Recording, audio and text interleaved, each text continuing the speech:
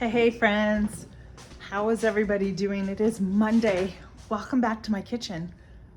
My name is Tina and this is Life in the Piedmont Homestead.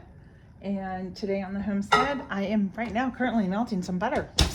But if you watched my last video for the cookies, I'm finishing baking those off.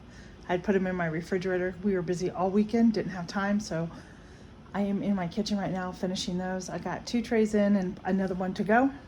And I'm gonna start something new today. I was inspired by my friend Tammy over at Mountain Grandma. And she inspired me to make and revive my sourdough. Let me show you. Look at this beautiful sourdough. It is all fermented again, and we are actually gonna start making some sourdough English muffins. And I wanted to bring you along really quick today. Okay friends, we are back and I found this recipe off the internet, so I'm going to be able to share it with you. And first we're going to start with 1 1/4 cups of warm water. And to that I am going to add 4 tablespoons of butter. Okay, then we're going to need 1 tablespoon of honey. Get that in here.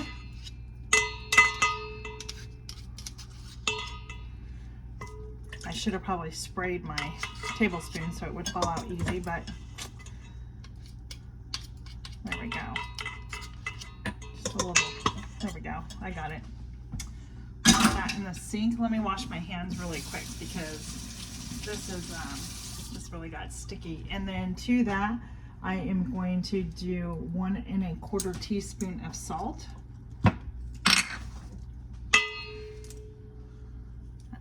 Let's see, there's,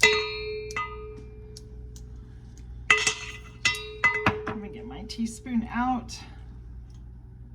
Oh, that was my teaspoon and I just, it doesn't matter what I just did. There's 1 and then my quarter. 3/4. I just bought these new ones and I love these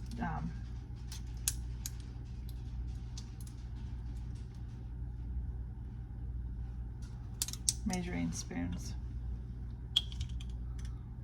1 1/4 teaspoons of salt. I'm going to move some of this out of my way here. And then to that we are going to take 1 cup of our sourdough and put in. Now I started this again today. I fed it and I heated my oven up with the light just to get it warm, and then I wrapped my jar up into with a dish towel and placed it on the rack in my oven until it started fermenting. And we've got perfect sourdough. Look at that. This is the starter, so we need a cup of that. Come on.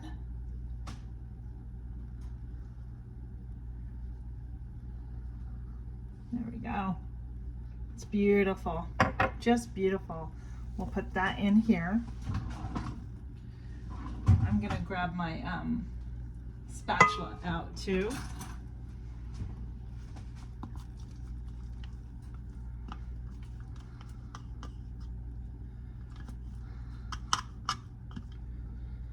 All right, and then after that, we are gonna put in our flour, and we'll be right back. I need to wash my measuring cup out. All right,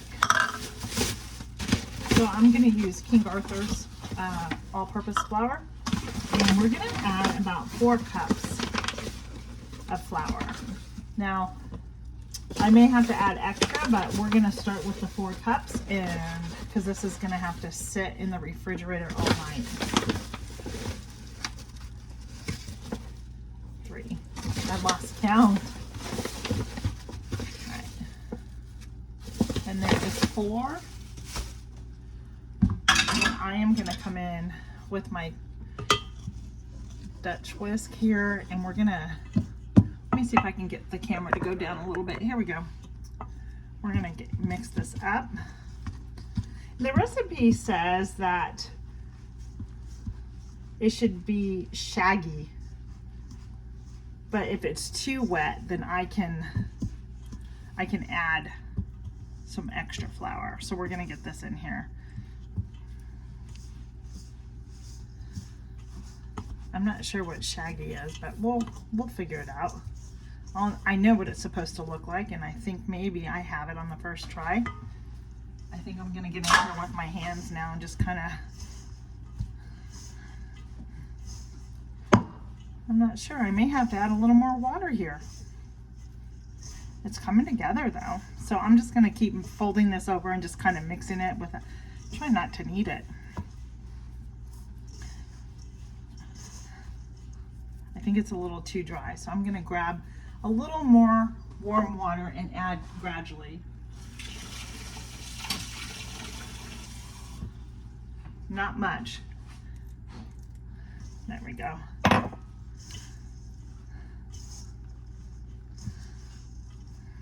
Do you know what that means? Till the dough is shaggy. I'm gonna pour just a little bit at the bottom so I can pick up the rest of the dough down there.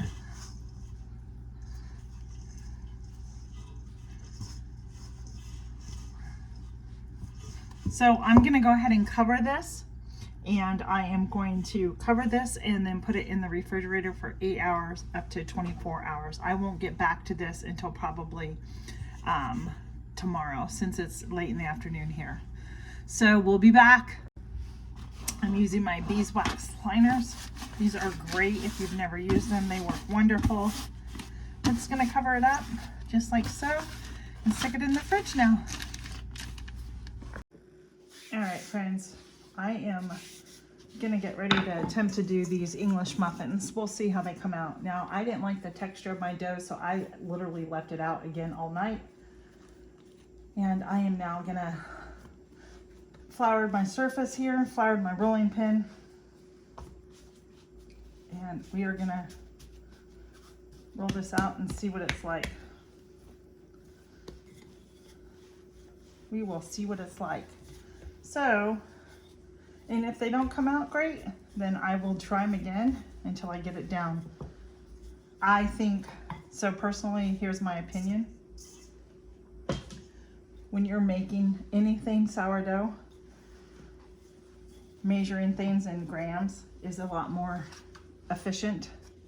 And that's something that I noticed, because this, I shouldn't have put in all the flour that it required me to, because I think that was my first mistake there. But we're gonna just roll this out and I'll show you. You can use a biscuit cutter to cut these out. You're supposed to roll it out, the dough, until it's like 3/4 of an inch thick. And then they're supposed to rise again. And I don't know if that's gonna happen because I left it out. So I can't say for sure how that's gonna be. Let me grab my cutter.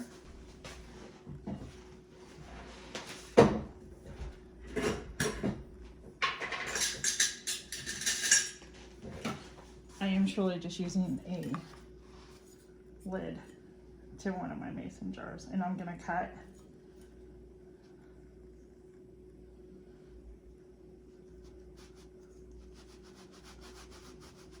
It's not wanting to cut though, for whatever reason, so.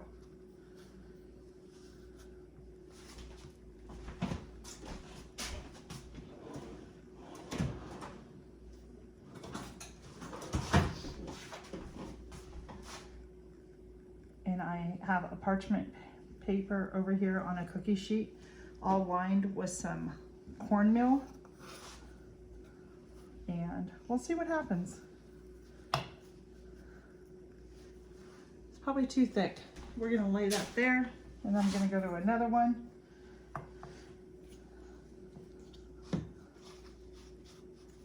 That one came out a little bit better there.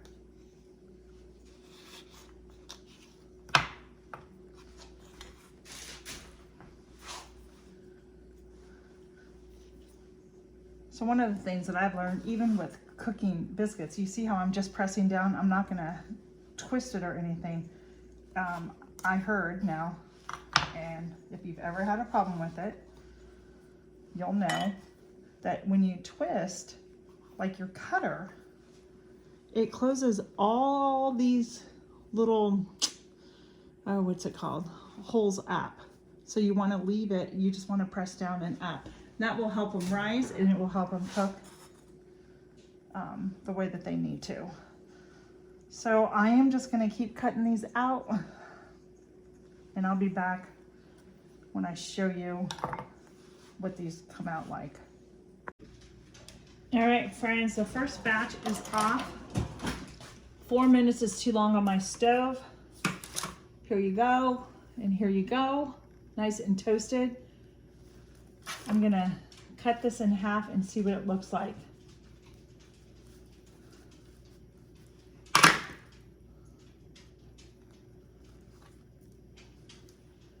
Kind of reminds me of a biscuit. It doesn't look like it's completely, these are still cooking. They have about 3 minutes left, or less than 3 minutes.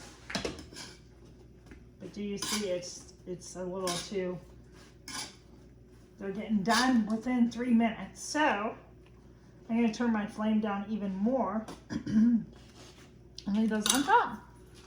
And I got my butter right. I'm just gonna toast that up just a little bit and then give it a quick taste with some butter on there. So the only issue I find with this is that it is just, it's cold in the house. So my dough, I don't think went the way that it should. And also I think that, that's bad lighting, so sorry. I think also I didn't get it rolled out enough, thin enough. So, but that's okay, because you know what, it doesn't matter. It's homemade. I'm sure it's still gonna taste just fine, but there are some things that I would probably change. But I'm gonna perfect this a lot better than today, and I'm gonna make some because I want to be able to freeze them up for the future. Like, you can make breakfast muffin sausage egg sandwiches on here, but let me get this out of the toaster and let's try it out here for the first time. It is hot, but I mean, it toasted up. Woo, hot. It toasted up really nice, friends. So that's good. And it does, and I can smell the sourdough. I mean, it's good, nice and fermented. You can smell it. So let's see what this tastes like here. And I think that, yeah.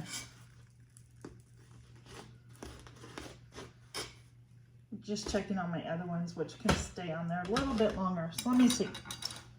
So there you go. There's the bottom part. Let's give it a taste.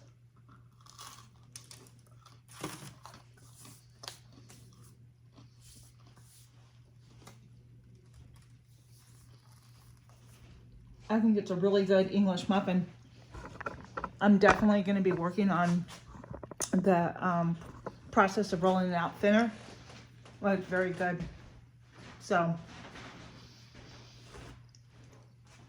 don't be intimidated by sourdough. I've been so intimidated by it, and I got my first start with Tammy over at Mountain Grandma and Lisa at Yogi Hollow. They did an open collaboration. It's just like, you got to try it. So I tried it, and it was like, okay, this is an easy process. And then I saw the English muffins, and I'm like, okay, I can do those too. So there you have it, friends. Give it a try, enjoy. And just one more thing, you can make homemade scratch from your own kitchen. Wouldn't these be great as a gift too? You can give these with a homemade jam that you've maybe preserved over the summer. Maybe, you never know. Anyhow, be blessed, have a great day, and thanks for joining. We'll see you on the next video. Bye-bye.